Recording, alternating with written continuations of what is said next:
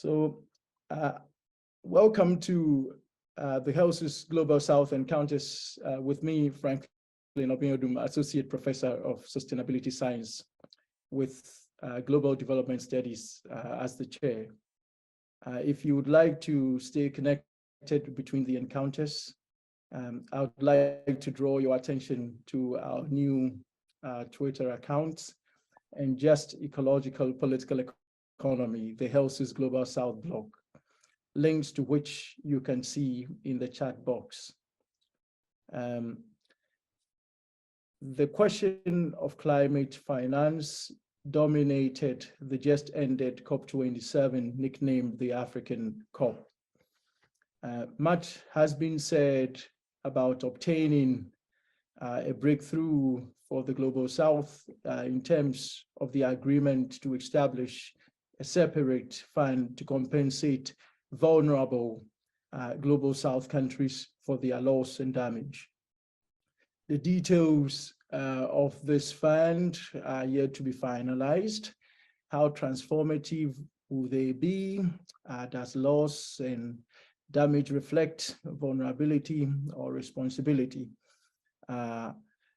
Was all this another talk shop? How well have countries in the global north honored their past commitments to climate compensation, itself entangled in the micro and macro politics of net zero?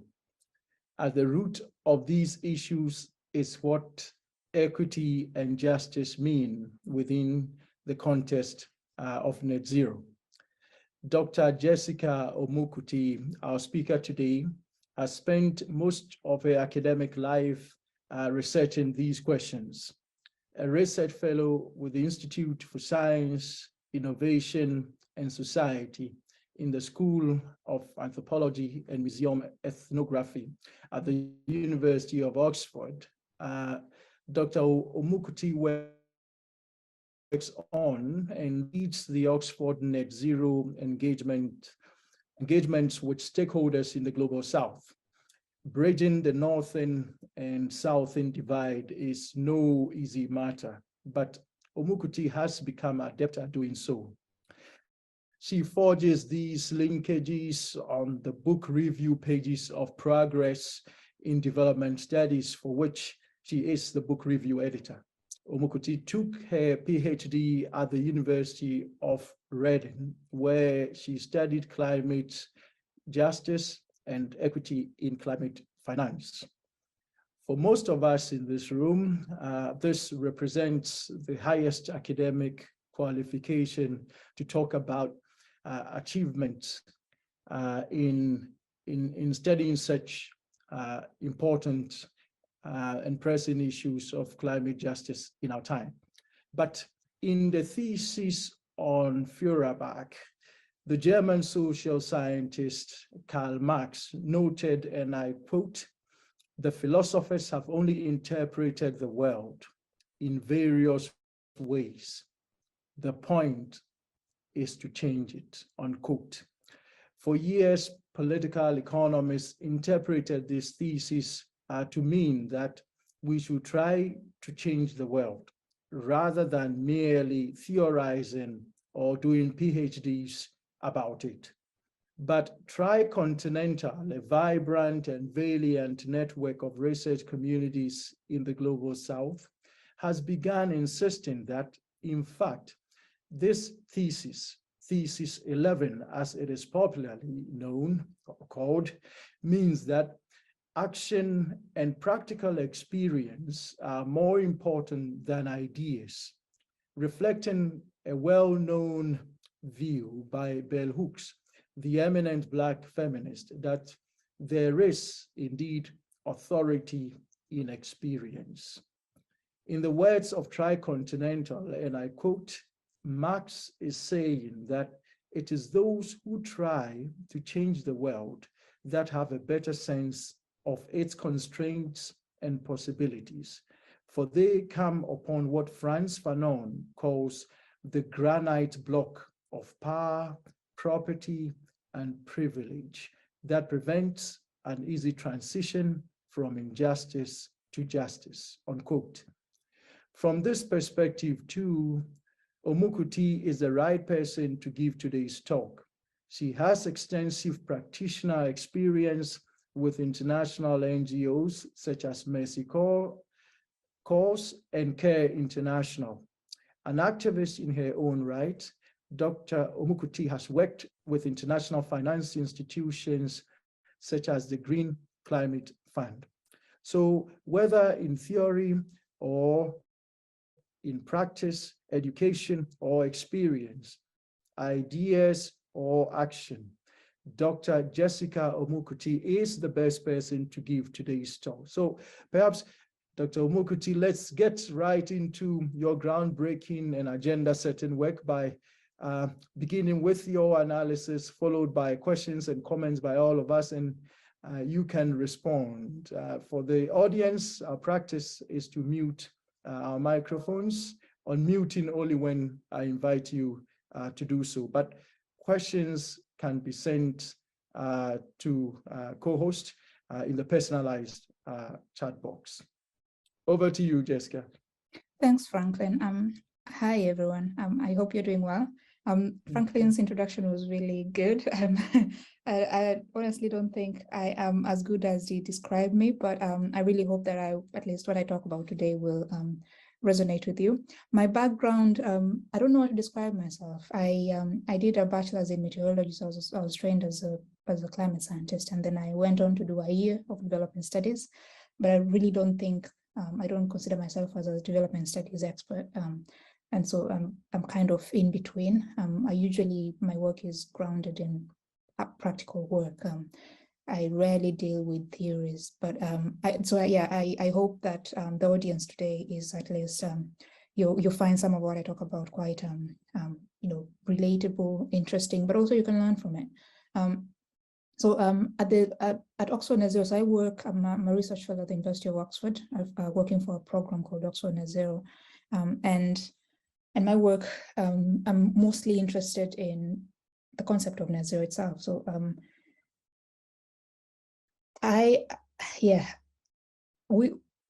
we're quite critical of net zero. So net zero has emerged as a very all-encompassing, but not really all-encompassing, as a dominant framework for defining climate action, particularly for emission reductions. And so it's enshrined in the Paris Agreement in some way, but also has been taken up quite broadly for how we address climate change through emission reductions. My work looks at it much more critically. We think about whether the framework itself, how it creates or reinforces inequities and injustices, particularly in the global south, and so that's emerging markets and developing countries, but also how we can restructure or we can use the net zero framework to enable much more inclusive processes towards addressing climate change, but also ensuring that we address pre-existing, but also emerging inequities and injustices. And so it's very comprehensive. We look at how we take a very whole of economy approach. We look at countries, we look at regions, and so it's very much kind of nested within. It's not like we're looking at a very specific group or scale, or economy or sector. So it's much more interrelated and interconnected. Today, I'll just talk to you about what we understand net zero to be, and probably just start kind of bringing out some of the equity and justice concerns that we've identified. But also towards the end of the session, I'll talk about how some of those concerns that we've identified earlier have started being implemented or started being addressed. And this is kind of just reflecting back on what has happened over the past 2 or 3 years, but also what happened at COP27. And so it's a bit all over the place, but I hope at the end of it, you start seeing the coherent picture of what is net zero, what are the concerns in relation to justice and equity, particularly for the global south, and then see how are these at least being addressed, beginning to be addressed. I know we have an hour, so I know we terminate at the top of the hour, and so I'll take about 20 or 30 minutes, and then if you have any questions, please do let me know. So I will just try and find my PowerPoint. There it is. So yeah, there it is. So I work for Oxford Net Zero, and then so a point of starting is the Paris Agreement, which is a global agreement on how signed by most of the states globally, on how we address climate change. And for those in the room, I assume that you know the weight, and the implications of climate change globally. It's we've been discussing climate change from as early as the 80s and the 90s. It became a very big thing in the 2000s, and much more recently we've seen it kind of come up. And the Paris Agreement, Article 4, paragraph 1 says that in order to achieve a long-term temperature goal that was set out in Article 2, and Article 2 of the Paris Agreement says that we should aim for limiting temperature rise to well below 2 degrees Celsius. And 2 degrees Celsius is relative to pre-industrial levels, which was about 1850 when the Industrial Revolution started. And so aiming to reduce temperature rise to well below 2 degrees Celsius, parties, which are countries, states in these countries, in this case, should aim to reach a global peaking of greenhouse gas emissions as soon as possible. But also the Paris Agreement recognizes that peaking of emissions will take longer for developing country parties, which is quite important. And so I've highlighted that in bold, but also it says that while we look to peak emissions as soon as possible, we should undertake very rapid reductions thereafter, in accordance with the best available science to achieve a balance between anthropogenic emissions by sources and removals by sinks. In the second half of the century, and on the basis of equity in the context of sustainable development and efforts to eradicate poverty. It's a very loaded paragraph. Actually, I feel like it's just a sentence.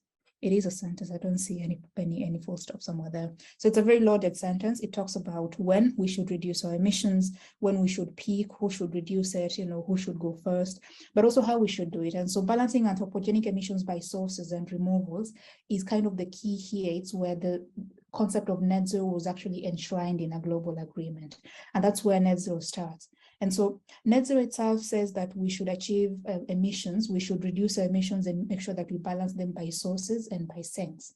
And basically it just means that according to the Paris Agreement, we peak our emissions as soon as possible. And according to this simulation by the World Resources Institute, hypothetically, we peak our emissions by 2025, and then we start reducing them rapidly thereafter. And so our emissions are actual emissions that actually go into the atmosphere, start reducing, but also at some point we start balancing those out with removals by sinks. And so by sources, we reduce how much we put out there, and then we also start reducing how much is out there by sinks. And so we sink much more carbon, or let's use carbon in this case, but also we reduce how much we emit. And then we get to a point where the amount of emissions that we're putting out into the atmosphere is kind of balanced out by the amount of emissions that we're taking back from the atmosphere. And that is a state of net zero. And so it's called net zero, where we kind of, in a way, our emissions are not causing any more additional warming to the atmosphere.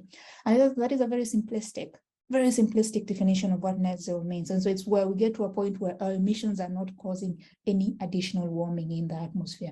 And that ideally should be a point where at 1.5 degrees, when we reach 1.5 degrees of warming, any additional ton of carbon should not be causing any more warming, so that we're able to stabilize warming to 1.5. That is very simple kind of on a basis. That is what net zero means. And so that is, as you can see how I've described it, is a very scientific concept. It's just, ton of carbon, out there, ton of carbon back, how much emissions does that equal? How much warming does that cause? What sources and sinks will you be using? How do you make sure that your additional ton of carbon does not cause any additional warming? And so that net zero itself means that it looks at net zero itself as a target. We aim to reach net zero by this specific year, but also it provides a framework for how we do things. And so we look at it in terms of how do we, when do we peak our emissions? When do we start reducing our emissions? What sources, what sinks do we use? What mechanisms will we require for us to be able to balance our emissions by sinks?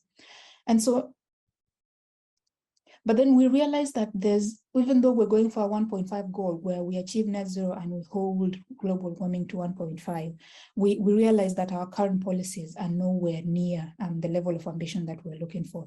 For example, if you look at the graph on my left, we find that whatever countries have committed to at the moment will take us to way above 2 degrees of warming. And so the unconditional NDC's pledges so far take us to way above 2 degrees of warming, which is not even near the target that the Paris Agreement demands. But also, if we wanted to, if we wanted to get to the 1.5 degrees, then we'd have to have a very, very rapid decline in emissions. We'd have to peak much earlier. For example, for a 1.5 degree range, it has a peaking of about 2020, and then a very rapid decline thereafter. And that means that there's need for a very huge transformation in how our economies are structured, in how we generate our food, in how we create income, in how we live ourselves, in a way that we can quickly transition to low emissions. We were supposed to transition by 2020, and now there's talks about peaking our emissions by 2030 and then reducing them much rapidly after that. But my point here with this slide is that, we have policies that are committed towards reducing emissions, but even then they're not as ambitious, at least not ambitious enough to reach the goal that we have set out by, that has been set out within the Paris Agreement. But then people have kind of jumped onto the net zero framework. There's been a lot of support for the net zero framework. And so here we have data from the net zero tracker, which was co-developed by my colleagues at the University of Oxford and a few other institutions. And here we find that since as early as 2018 to date, there's been a lot of commitments on net zero. And so right now there are people are committing to reducing the emissions, at different times. There's 2020, 2030, 2040, reaching net zero by those dates. And so our assessment finds that about 83% of global emissions have been covered by net zero commitments. About 91% of GDP based on purchasing power parity has been covered by net zero commitments.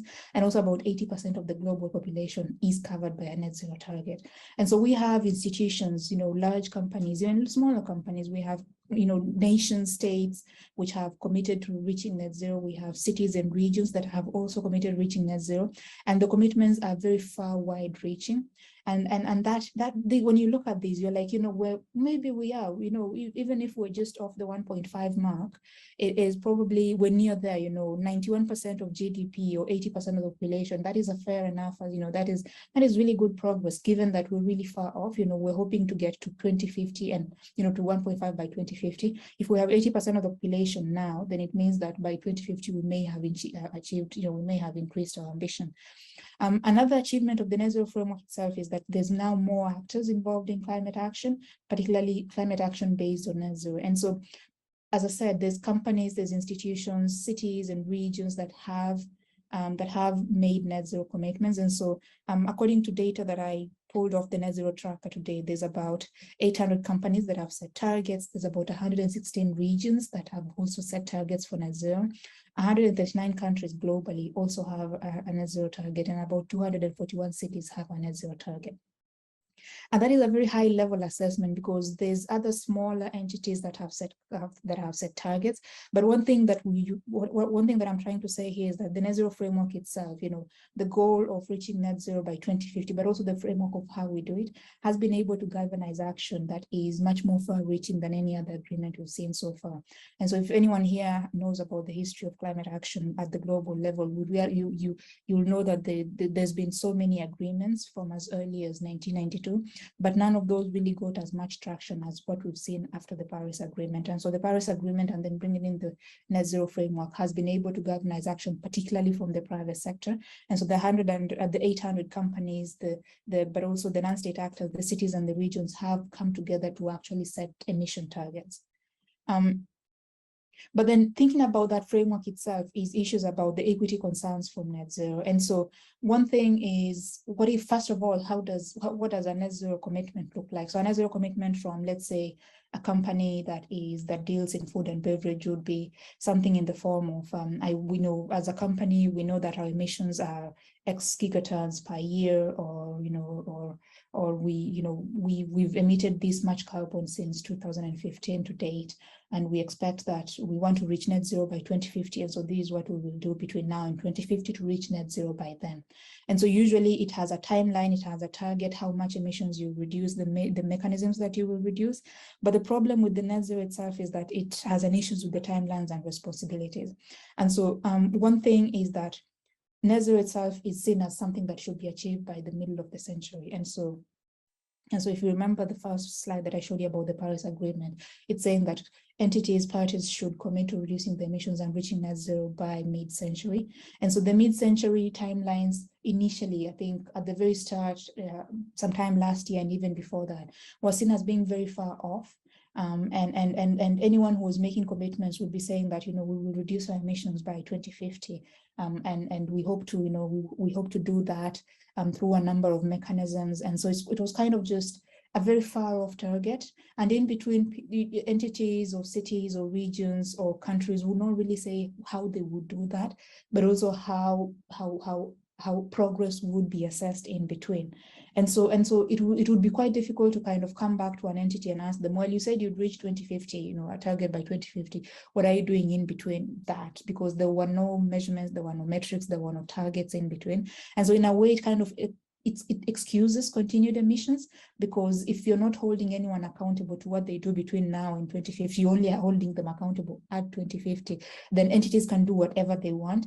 And getting to 2050, it's a very far off time. I mean, it's half of the people, half of the population we have right now may not be there by 2050. We may have new populations, we will have new people in leadership who may get there and decide, well, we really did not achieve this target, and so let's set another one. So the mid-century timelines it's kind of kicking the ball down the road, is kind of just passing on that responsibility to a future generation. And so that is an intergenerational equity. So it's who bears the burdens of a mid-century timelines. Is it the people right now, or is it the people who will be in power by 2045? Is it them who will actually have to reduce those emissions? But also not about the reductions of emissions then, it's also about the management of sinks then, because net zero requires that you manage your risk, you balance your emissions by sources and sinks, which means that you'll have to create mechanisms that actually capture and store carbon from the atmosphere. And these involve, nature-based solutions such as wetlands, we have woodlands. We also have engineered storage mechanisms, but those will need to be managed, because if you put carbon into a farm, you just cannot walk away. You need to keep managing it so that the carbon stays there. And so the burden of managing those sinks is kind of seemed like it was being passed on to future generations, which was quite unfair because they have very limited responsibility for current emissions. And then a third equity concern for net zero is that it relies more on technocentric plans, because a lot of the targets that were being set were based on, as they were so far off, but most of them were assuming that there'd be a technology created in the future that would help them to actively capture and store carbon from the atmosphere. So far, there's not been any scalable technology, at least not to the scale that is required to reach net zero by then. And so the technocentric plans means that you're kind of relying on something that doesn't exist yet. You don't even know how it will look like. You don't know the implications of those technologies on communities, but also on the economy, on social and ecological system. And so the reliance on technocentric plans kind of put to doubt the feasibility of some of these emission reduction plans. But also the net zero framework itself does not really say much about historical emissions. And so there's companies, there's institutions and countries that have contributed the most towards emissions, but then net zero itself as a framework does not require them to account for the historical emissions. And so there's kind of a bit of let's call it democracy on what companies or cities or regions or countries decide to do on what a baseline is. So what do you measure your baseline? And so we've seen institutions, entities say that our baseline is 2015. We will reduce our emissions by 40% based on a 2015 baseline. And you're sitting there, you're like, dude, you've been in operation for the last 100 years. What happens to your emissions back for the last 100 years? Do those just go up in flames? Does someone else take care of them? And in that case, who takes care of those emissions? And so the historical emissions of countries, cities, regions, and corporations and businesses are not really accounted for in net zero. And then lastly is the limited concern for development or adaptation. And so as I've described so far, you've heard me talk about net zero as a framework for mainly reducing emissions. And so there hasn't really been a very solid discussion on what happens to countries or regions that have very limited emissions to reduce. What happens to regions that still need to develop, or regions that need to adapt to climate change risks? Because one, there's regions that are already adapting to climate change risks right now. And in that case, it's a 1.1 degree of warming. And so 1.1 degree of warming is all the terrible things you've heard happen in the world. And so it's Pakistan, Bangladesh, it's the Horn of Africa, the Sahel, it is the wildfires in Australia. So that's 1.1. And so when we get to 1.5, net zero as a framework assumes that it will be all great, in future. And so we go to 1.5, whoever needs to adapt right now, they'll find other ways to do it. But then we get there, we're all good, we've reduced our emissions. And so there's really there's no scope for how net zero can support development or adaptation, but also how net zero enables countries to get ahead of the curve so that you're able to adapt even to the extreme future that we're heading to.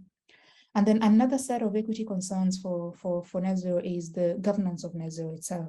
And so, as I said earlier, there's really unclear targets. There's no clarity on what's midterm, or we call them interim targets. What happens between now and 2050 when companies or countries are planning on getting to their net zero targets. But also, there's a very huge gap between policy ambition and implementation, because it's one thing to say that by 2030 I will go and start eating salads. It's another thing to actually start eating salads and actually doing it, because rarely a lot of the commitments that we saw like in 2019, 2020, and in early 2021, there was a very huge ambition. And when you start questioning them, you'd ask, how exactly are you going to achieve this? There wasn't really any clarity on the mechanisms for achieving that. And so you'd find that there was kind of a gap between ambition and implementation. There were institutions that had made commitments much earlier, but had not done much in between. And so you're like, okay, you had ambition, but you're really doing less to achieve the implementation of those targets.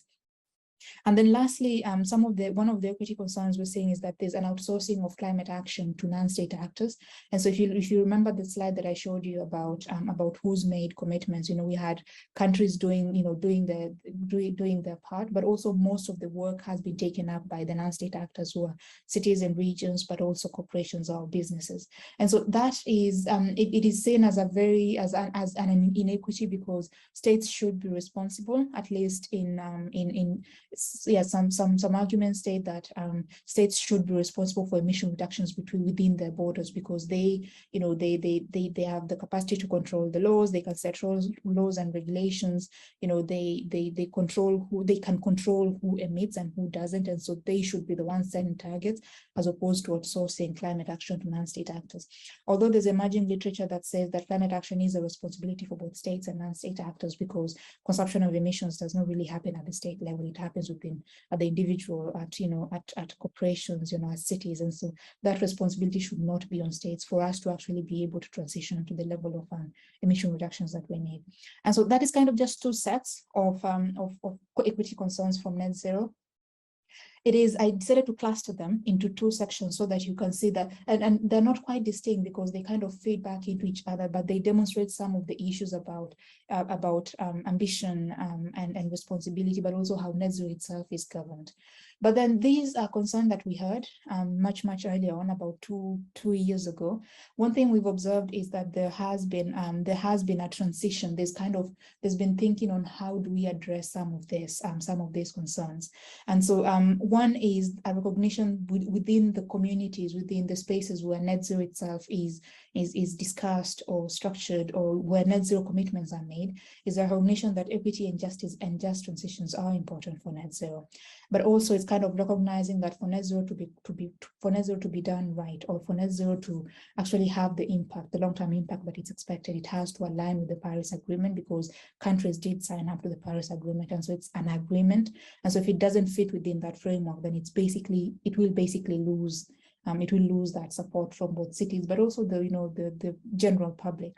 And so, as I said, it's also important, equity itself is important for the long-term achievement of net zero, so that we get to net zero and we keep it that way. And so here I'd just like to outline three eras, in a way, where we've seen the evolution of how some of the equity and justice concerns that I mentioned earlier have started being kind of addressed or not addressed. And we have a pre-COP26 period, which was basically anything before November of last year. And then we have a between COP26 and COP27, which is everything that has happened between last year, November, and this year, November. And then after COP27, which is whatever the period that happened between when COP27 started and then today, which is probably about 2 or 3 weeks at most. And so I'll just kind of tell you a story about what has happened and how I think this is good or not good, and then I'll wrap up from there. So the first kind of era is what I call the up for grabs period, where it's anything between let's say as early as when the Paris Agreement was developed to November 2021, just before the COP, where net zero was mostly adopted by leaders, where it is those companies or countries that saw an opportunity for net zero and they just jumped onto it and set net zero commitments. They worked with their shareholders. There was really not much guidance on how to do it, but there were some leaders who did set up targets. And so we call this the pace setters, who determined what they thought was possible. And so, when you're a leader, you set the pace, you decide what can be done, and people do follow your lead. But then there's a report, a stock take that was done by my team in 2021, I think, that found that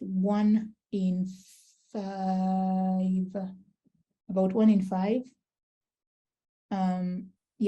5 companies within the global 2000s Forbes list of publicly listed companies had a net zero target. And so that is a very small number of companies. And that is what we call the leaders, who set the targets, who set what we thought was quite important for net zero.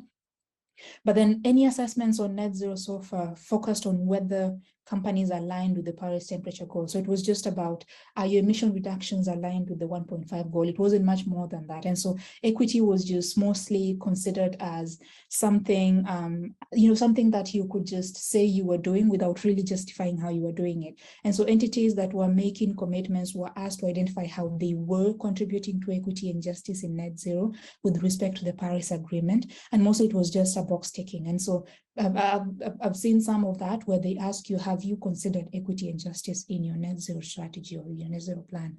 And companies are like, I have, but there's really you're not asked to justify how you're doing that. But then within that is where we start seeing kind of concerns for the implications of what these commitments mean for human rights, but also what these commitments mean for the actual emissions within the atmosphere.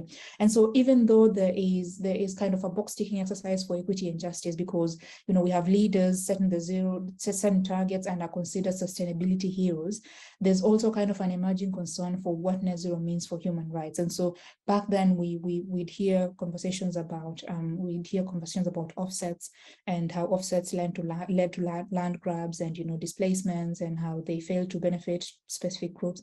And so that's where we see emergence of concerns for human rights. And then the second here is kind of generally we see this period as one that is kind of called, generally just making a commitment is sufficient for just transitions and net zero. If you're making a commitment, you're a hero, you're contributing to the greater good, and so you're the best.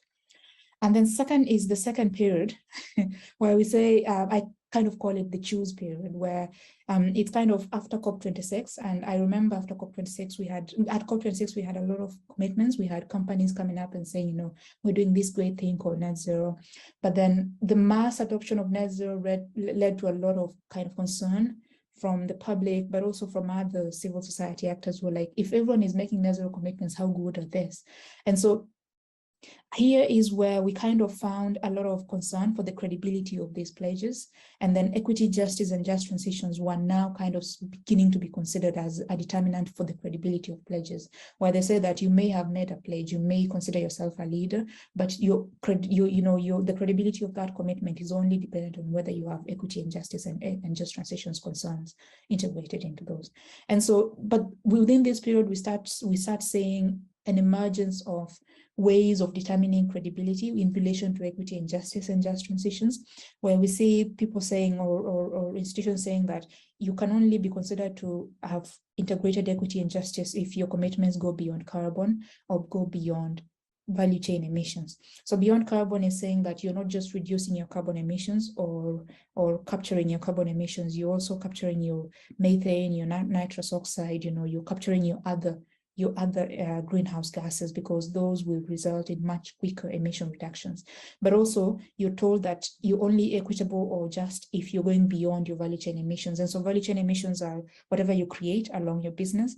And so you're told that you should do more than that. You should help others to reduce their emissions, and that will result in much quicker emission reductions by 2050. And so it's assumed that equity and justice is basically just fair share, where you're creating much more space in the atmosphere. So going beyond value chain emission is basically just creating a bit more space in the atmosphere to help particularly those who cannot reduce the emissions immediately, to have a bit more space. For example, having developing countries peak their emissions a bit later, but also helping them to reduce the emissions much quicker after that. And so here we also see commitments on human rights and resource issues and actual emissions still kind of featuring, where we still see concerns about the roles of offsets. If you're going to use offsets to reduce your emissions, what are the implications of those on human rights, particularly on indigenous groups, on local communities? But what we also see is an emergence of a labor-focused, kind of very labor-focused concerns for equity and justice. So for example, here, it's kind of where they say that your commitment or your strategy for net zero is equitable or just, or ensures just transitions if you're able to account for the effects of your decarbonization efforts on the communities that are reliant on fossil fuels. And so it's your coal mining community, your oil mining communities, or your oil manufacturing communities. And so we see here that the concern for just transitions that is focused on labor brings in some of the just energy transition partnerships that if some of you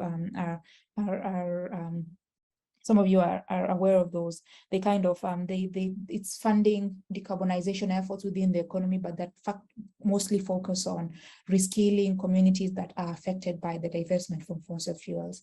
But also within this period is where we see that entities are still required to self-identify how they contribute to equity and justice. And so here is where you're not it's not a mandate. You're not really like forcibly required to go beyond carbon.